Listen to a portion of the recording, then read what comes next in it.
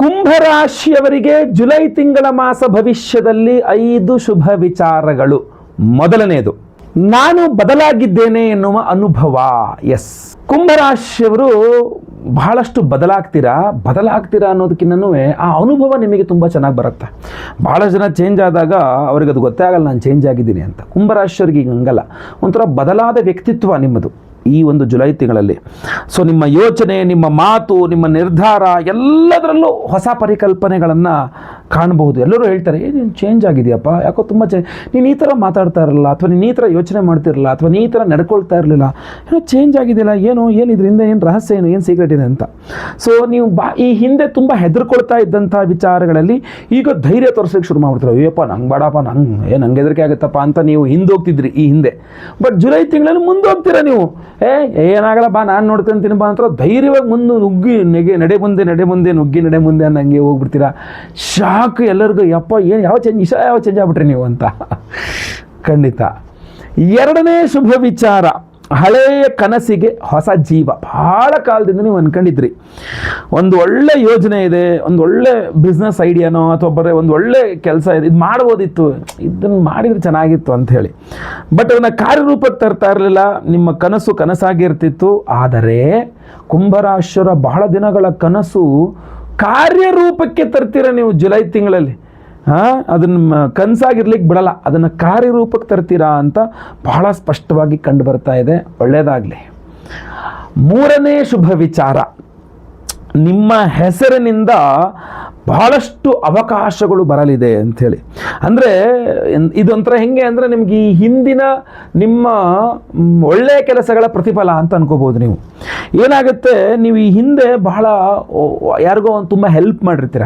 ನೀವು ಏನ್ಕೊಂಬಿಟ್ಟಿರ್ತೀರ, ಸರ್ ಸುಮ್ಮನೆ ಹೆಲ್ಪ್ ಮಾಡೋದು ಸರ್, ನಾವು ಹೆಲ್ಪ್ ಮಾಡ್ತೀವಿ ಬಿಟ್ಟರೆ ಗುರುಳೆ ನಮಗೊಬ್ಬರು ಹೆಲ್ಪ್ ಮಾಡಲ್ಲ, ಬರೀ ನಮಗೆ ತೊಂದರೆ ಕೊಡೋರೇ ಆಗ್ತಿರ್ತಾರೆ ಬಿಟ್ಟರೆ, ಬರೀ ನಾವು ಹೆಲ್ಪ್ ಮಾಡೋದೇ ಬಿಟ್ಟರೆ ನಮ್ಗೆ ಯಾರು ಹೆಲ್ಪ್ ಮಾಡಲ್ಲ. ಅದು ನಿಮ್ಮ ಮನಸ್ಸಲ್ಲಿ ಇದ್ದು ಬಿಟ್ಟಿರುತ್ತೆ.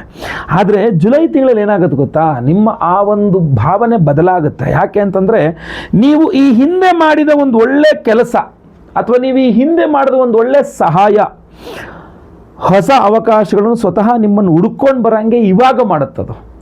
ಈ ಯಾರಿಗೂ ಹೆಲ್ಪ್ ಮಾಡಿ ಮರ್ತೋಗ್ಬಿಟ್ಟಿದ್ದೀರಾ, ಅಥವಾ ಹೆಲ್ಪ್ ಮಾಡಿ ನೆನಪಿತ್ತು ಬಟ್ ಅವ್ರೇನೋ ಮಾಡಬೇಡಕ್ಕೆ ಅಂತ ಸುಮ್ಮನೆ ಆಗ್ಬಿಟ್ಟಿದ್ದೀರಾ. ಬಟ್ ಈ ತಿಂಗಳು ಅವ್ರು ಹುಡ್ಕೊಂಬಂದು, ನೀವು ಅವಾಗ ಹೆಲ್ಪ್ ಮಾಡಿದ್ರಲ್ಲ, ತೊಳಿ ನಾನು ಇವಾಗ ಹೆಲ್ಪ್ ಮಾಡ್ತಾಯಿದ್ದೀನಿ ಅನ್ನೋ ಥರ ನಿಮ್ಮ ಕಷ್ಟಕ್ಕೆ ಈಗ ಅವರು ಆಗುತ್ತಾರೆ ಅನ್ನುವಂಥದ್ದು ಸ್ಪಷ್ಟವಾಗಿ ಕಂಡು ಬರ್ತಾ ಇದೆ.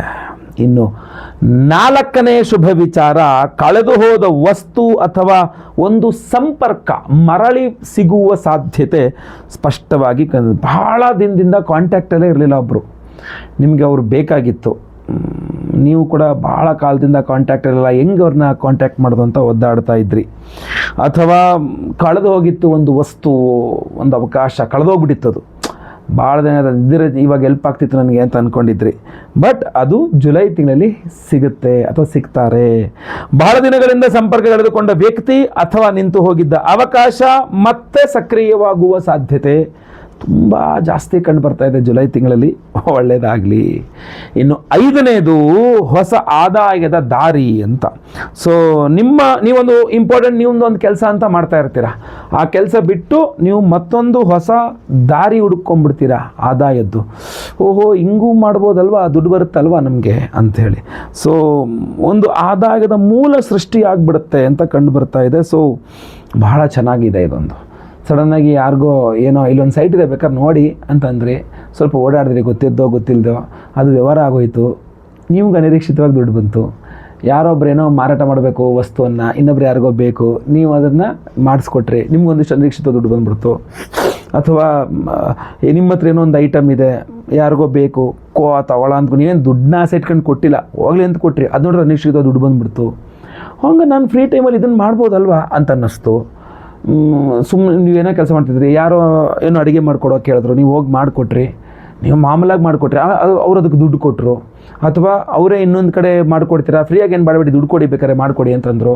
ಅಥವಾ ನಮಗೆ ಮನೆಗಳಿಗೆಲ್ಲ ಒಂದು 4-5 ಮನೆ ಇದೀವಿ, 4-5 ಫ್ರೆಂಡ್ಸ್ ಇದ್ದು, ನಮಗೆಲ್ಲ ಊಟ ಮಾಡಿಕೊಡಿ, ಅಡುಗೆ ಮಾಡಿಕೊಡಿ ಅಂದರು. ಏನೋ ಒಂದು ಯಾರಿಗೆ ಇದು ಆಪ್ಟ್ ಆಗುತ್ತೋ ಅವ್ರಿಗೆ ಆಪ್ಟ್ ಆಗುತ್ತೆ. ನಾನು ಹೇಳ್ತಿರೋದು ನಿಮ್ಮ ಒಂದು ವಿಚಾರವಾಗಿ ಬೇರೆ ಬೇರೆ ಇರ್ಬೋದು, ಬಟ್ ಅನಿರೀಕ್ಷಿತ ನಿಮಗದು ನಿಮ್ಮ ನಿತ್ಯ ನೈಮಿತ್ತಿಕ ನಿಮ್ಮ ಜಾಬ್ ಬಿಟ್ಟು ಮತ್ತು ಎಕ್ಸ್ಟ್ರಾ ಬಂದಿರತಕ್ಕಂಥದ್ದು. ಸೊ ಅದು ನಿಮಗೆ ಒಂದು ಎಕ್ಸ್ಟ್ರಾ ಫಂಡಿಂಗ್ ಕೊಡುವ ಸಾಧ್ಯತೆ ಚೆನ್ನಾಗಿದೆ. ಇದು ನೆನ್ಪಿಟ್ಕೋಬೇಕು ನೀವು, ಇದನ್ನು ಯೂಸ್ ಮಾಡ್ಕೊಳ್ಬೇಕು ನೀವು. ಅದಕ್ಕೆ ಈ ಶುಭ ವಿಚಾರಗಳು ನಿಮಗೆ ಚೆನ್ನಾಗಿ ಕೆಲಸ ಆಗಬೇಕು, ನಾನು ಅನ್ದಂಗೆ ಆಗಬೇಕು ಅನ್ನುವ ಕಾರಣಕ್ಕೆ ನಾವು ವಿಶೇಷವಾದ ಪರಿಹಾರವನ್ನು ಮಾಡಿ ವಿಶೇಷ ಪ್ರಸಾದವನ್ನು ಕೊಡ್ತಾ ಇದ್ದೇವೆ. ಅದ್ರ ಬಗ್ಗೆ ತಿಳ್ಕೊಬೇಕು ನೀವು.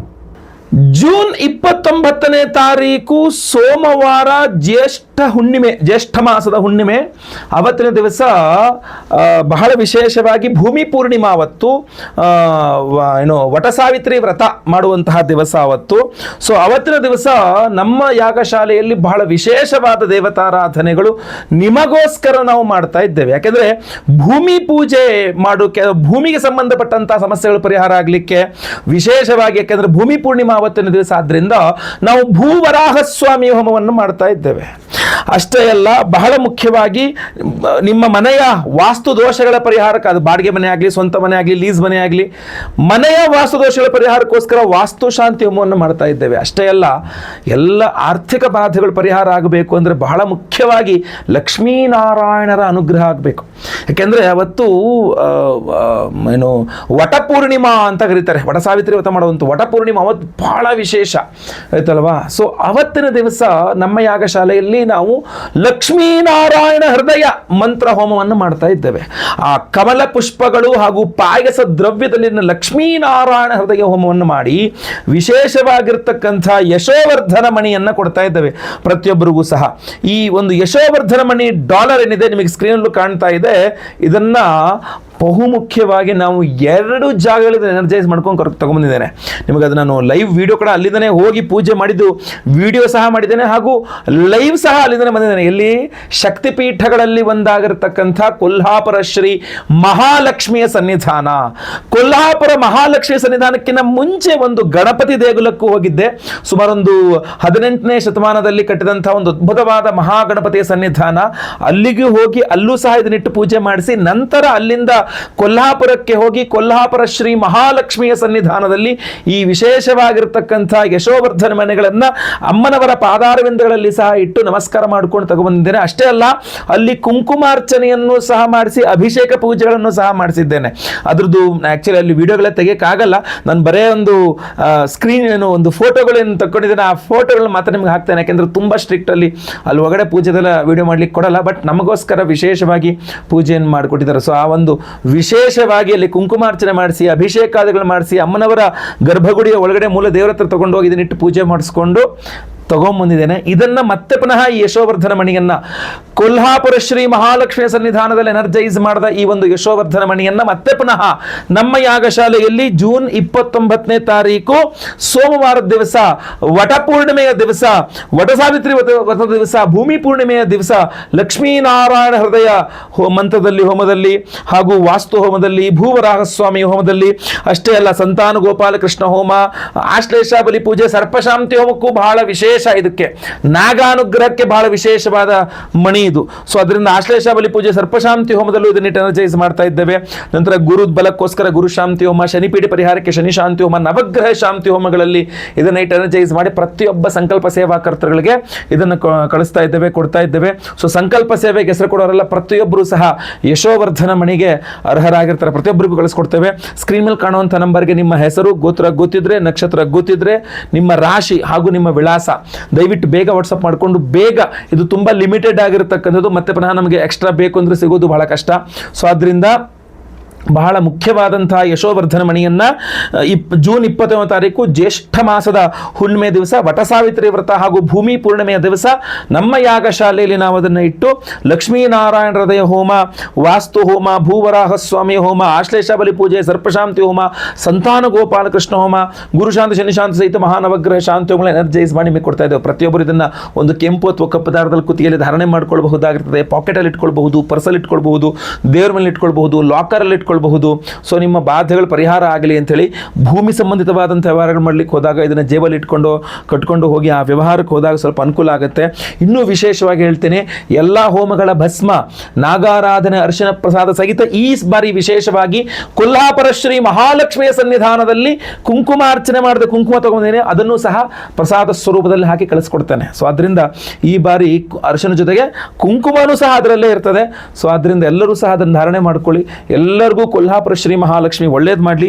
ವಿಡಿಯೋನ ಪ್ರತಿಯೊಬ್ಬರಿಗೂ ರೀಚ್ ಆಗತ್ತರ ದಯವಿಟ್ಟು WhatsApp, Facebook, messenger, Telegram, Instagram ಎಲ್ಲ ಕಡೆ ಸಾಮಾಜಿಕ ಜಾಲತಾಣಗಳಲ್ಲಿ ವಿಡಿಯೋನ ಶೇರ್ ಮಾಡಲಿಕ್ಕೆ ಮರಿಬೇಡಿ. ನೀವು ಇನ್ನೂ ಸಬ್ಸ್ಕ್ರೈಬ್ ಮಾಡ್ಕೊಂಡು ದಯವಿಟ್ಟು ಕಡೆ ಸಬ್ಸ್ಕ್ರೈಬ್ ಅಂತ ಬಟನ್ ಇರುತ್ತೆ, ಸಬ್ಸ್ಕ್ರೈಬ್ ಮಾಡ್ಕೊಂಡು ಬೆಲ್ ಬಟನ್ ಹೊತ್ಕೊಂಡು ಆಲ್ ಅಂತ ಮಾಡ್ಲಿಕ್ಕೆ ದಯವಿಟ್ಟು ಮರಿಬೇಡಿ. ಮುಂದಿನ ವಿಡಿಯೋದಲ್ಲಿ ಮತ್ತೆ ಪುನಃ ಸಿಗ್ತಾನೆ. ಎಲ್ಲರಿಗೂ ಸಹ ಒಳ್ಳೆಯದಾಗಲಿ. ಲೋಕ ಸಮಸ್ತ ಸುಖಿನೋ ಭವಂತು. ನಾರಾಯಣ ನಾರಾಯಣ ನಾರಾಯಣ. ವೀಕ್ಷಕರೇ, ಅಷ್ಟಾದಶ ಶಕ್ತಿ ಪೀಠಗಳಲ್ಲಿ ಪ್ರಮುಖವಾದ ಸನ್ನಿಧಾನ ಕೊಲ್ಹಾಪುರ ಶ್ರೀ ಮಹಾಲಕ್ಷ್ಮಿಯ ಸನ್ನಿಧಾನದಲ್ಲಿ ಜ್ಯೇಷ್ಠ ಶುಕ್ಲ ಪಂಚಮಿ ಅಂದರೆ ಶುಕ್ರವಾರದಂದು ಆ ಸನ್ನಿಧಾನದಲ್ಲಿಯೇ ಸ್ವತಃ ನಾನು ಹೋಗಿ ದರ್ಶನ ಮಾಡಿ ಅಮ್ಮನವರ ಸನ್ನಿಧಾನದಲ್ಲಿ ಅಮ್ಮನವರಿಗೆ ಫಲಪಂಚಾಮೃತ ಅಭಿಷೇಕಾದಿಗಳನ್ನು ಮಾಡಿಸಿ, ಹಾಗೂ ವಿಶೇಷವಾಗಿ ಸನ್ನಿಧಾನದ ಒಳಗೆ ಅಮ್ಮನವರ ಮೂಲ ಬಿಂಬದ ಚರಣಾರವಿಂದಗಳಲ್ಲಿ ಈ ಒಂದು ವಿಶೇಷವಾದಂತಹ ಯಶೋವರ್ಧನ ಮಣಿಗಳನ್ನ ಇಟ್ಟು ಅಭಿಮಂತ್ರಣೆ ಮಾಡಿಕೊಂಡು ತರಲಾಗಿದೆ. ಮೊದಲು ನೀವು ಫೋಟೋದಲ್ಲಿ ನೋಡುವಂತ, ಯಾಕೆಂದ್ರೆ ಅಲ್ಲಿ ವಿಡಿಯೋ ಮಾಡುವ ಅವಕಾಶ ಇರಲಿಲ್ಲ, ಅದರಿಂದ ಫೋಟೋಸ್ ಮಾತ್ರ ತೆಗೆದುಕೊಂಡಿದ್ದೇನೆ. ಅದೇ ರೀತಿಯಲ್ಲಿ ಫಲಪಂಚಾಮೃತ ಅಭಿಷೇಕವನ್ನ ಮಾಡಿ ಕುಂಕುಮಾರ್ಚನೆಯನ್ನ ಮಾಡಿಸಿಕೊಂಡು ನಂತರ ಆ ಯಶೋವರ್ಧನ ಮಣಿಗಳನ್ನು ತೆಗೆದುಕೊಂಡು ಗರ್ಭಗುಡಿಯ ಒಳಗಡೆ ಹೋಗಿ ಅಮ್ಮನವರ ಚರಣಾರವಿಂದಗಳಲ್ಲಿ ಅಲ್ಲಿ ಯಶೋವರ್ಧನ ಮಣಿಗಳನ್ನು ಇರಿಸಿ ಎನರ್ಜೈಸ್ ಮಾಡಿಕೊಂಡು ಅಲ್ಲಿಂದ ತಂದಿದ್ದೇನೆ. ಸೊ ಅದೆಲ್ಲದೂ ಸಹ ನಿಮಗೆ ಈ ಫೋಟೋಗಳಲ್ಲಿ ನೀವು ಕಾಣಬಹುದಾಗಿದೆ. ಎಲ್ಲರಿಗೂ ಸಹ ಒಳ್ಳೆಯದಾಗಲಿ. ಯಶೋವರ್ಧನ ಮಣಿ ಬೇಕಾಗಿರತಕ್ಕಂಥವ್ರು ಕೂಡಲೇ ಸಂಕಲ್ಪ ಸೇವೆಗೆ ಹೆಸರನ್ನು ಕೊಟ್ಟುಕೊಳ್ಳಿ. ಒಳ್ಳೆಯದಾಗಲಿ. ನಮಸ್ಕಾರ. ಕೊಲ್ಹಾಪುರ ಮಹಾಲಕ್ಷ್ಮಿಯ ಸನ್ನಿಧಾನದಲ್ಲಿ ಇವತ್ತು ಬೆಳಗ್ಗೆ ತುಂಬ ಚೆನ್ನಾಗಿ ದರ್ಶನ ಆಯಿತು, ಪೂಜೆ ಆಯಿತು. ನಮ್ಮ ವಿಶೇಷ ಹುಣ್ಣಿಮೆಯ ಒಂದು ಸಂಕಲ್ಪ ಸೇವಾ ಪ್ರಸಾದಗಳನ್ನು ಮೂಲ ಗರ್ಭಗುಡಿಯ ಅಲ್ಲೇ ದೇವಿಯ ಚರಣಗಳಲ್ಲಿ ಇಟ್ಟು ನಮಸ್ಕಾರ ಮಾಡಿಕೊಂಡು ಅಲ್ಲಿಂದ ಪ್ರಸಾದವನ್ನು ತಗೊಬರಲಾಗಿದೆ. ಜೊತೆಗೆ ಇಲ್ಲೇ ಅದನ್ನು ಇಟ್ಟು ಅಭಿಷೇಕ ಪೂಜೆಗಳನ್ನೆಲ್ಲ ಮಾಡಲಾಗಿದೆ. ಎಲ್ಲ ಕಡೆ ಕ್ಯಾಮ್ರಾ ಅಲವ್ ಇಲ್ಲ ಒಳಗಡೆ, ಸೊ ಅದರಿಂದ ಅದನ್ನು ತೋರಿಸ್ಲಿಕ್ಕಾಗಲಿಲ್ಲ. ಬಟ್ ಕೆಲವಿಷ್ಟು ಫೋಟೋಸ್ ತೊಗೊಂಡಿದ್ದೇನೆ, ಆ ಫೋಟೋಸ್ನೆಲ್ಲ ತೋರಿಸ್ತೇನೆ. ಹಾಗೂ ದೇವಿಯ ದರ್ಶನವನ್ನು ಸಹ ನಿಮಗೆ ಮಾಡಿಸ್ತೇನೆ. ಅದೇ ರೀತಿಯಲ್ಲಿ ಸಂಕಲ್ಪ ಸೇವೆಗೆ ಹೆಸರು ಕೊಡೋರೆಲ್ಲ ಖಂಡಿತವಾಗಿ ಬೇಗ ಕೊಡಬಹುದಾಗಿರ್ತದೆ. ಹುಣ್ಣಿಮೆಗೆ ವಿಶೇಷವಾಗಿರ್ತಕ್ಕಂಥ ಲಕ್ಷ್ಮೀನಾರಾಯಣ ಹೃದಯ ಹೋಮವನ್ನು ಮಾಡಿ ಕಮಲ ಪುಷ್ಪಗಳಲ್ಲಿ ಹಾಗೂ ವಿಶೇಷವಾಗಿರತಕ್ಕಂಥ ಪ್ರಸಾದವನ್ನು ಕೊಡ್ತಾ ಇದ್ದೇವೆ. ಆ ಪ್ರಸಾದ ಮಣಿಗಳನ್ನು ಇಲ್ಲಿ ತಂದು ಎನರ್ಜೈಸ್ ಮಾಡಿಸಿಕೊಂಡು ಮತ್ತೆ ಪುನಃ ನಮ್ಮ ಯಾಗಶಾಲೆಗೆ ತಗೊಂಡು ಬಂದು ಅಲ್ಲಿ ಮತ್ತೆ ಪುನಃ ಹೋಮ ಮಾಡಿ ನಿಮಗೆ ಕಳಿಸ್ಕೊಡುವಂಥದ್ದಾಗಿರ್ತದೆ. ಸೊ ದಯವಿಟ್ಟು ಪ್ರತಿಯೊಬ್ಬರೂ ಸಹ ಸಂಕಲ್ಪ ಸೇವೆ ಕೊಟ್ಕೊಳ್ಳಿ. ಸ್ಕ್ರೀನಲ್ಲಿ ಕೊಡೋ ನಂಬರ್ಗೆ ವಾಟ್ಸಪ್ ಮಾಡ್ಕೊಳ್ಳಿ ಅಥವಾ ಕರೆ ಮಾಡ್ಕೊಳ್ಳಿ. ನಮಸ್ಕಾರ.